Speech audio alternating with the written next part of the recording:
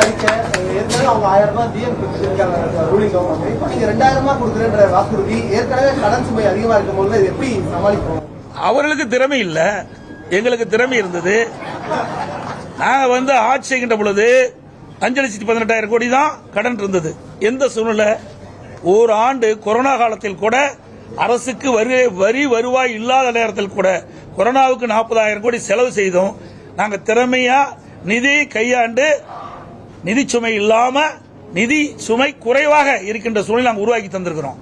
ஆனா திராவிட முன்னேற்ற கழக அரசு பொறுப்பேற்ற பிறகு இந்த நிதி மேலாண்மை அமைப்பை ஏற்படுத்தி நிபுணர் குழு அமைக்கப்பட்டு அந்த நிபுணர் குழு மூலமாக கடன் குறைக்கப்படும், வருவாய் உயர்த்தப்படும் சொன்னாங்க.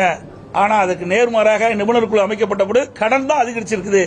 சுமார் இந்த ஆட்சி முடிகின்ற தருவாயில் 5.5 லட்சம் கோடி கடன் இருக்கின்ற ஒரு சூழ்நிலை ஏற்பட்டுள்ளது.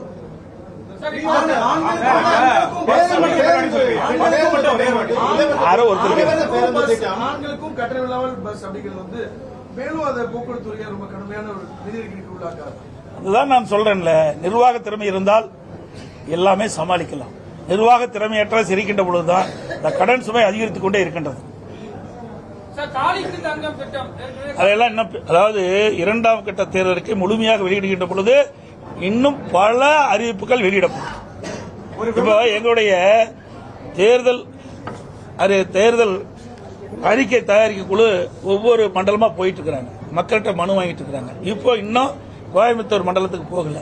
அங்க போய் பலதரப்பட்ட மக்களையும் சந்தித்து அவருடைய கருத்துக்களை விண்ணப்பம் மூலமாக பெற்று அதையெல்லாம் சேகரித்து அந்த அறிக்கையாக தயாரிக்கப்பட்டு அது ஆய்வு செய்யப்பட்டு அதை அடிப்படையில் மக்கள் என்னென்ன நினைக்கின்றார்களோ அதை எங்களுடைய தேர்தல் அறிக்கையில் இடம்பெறும்.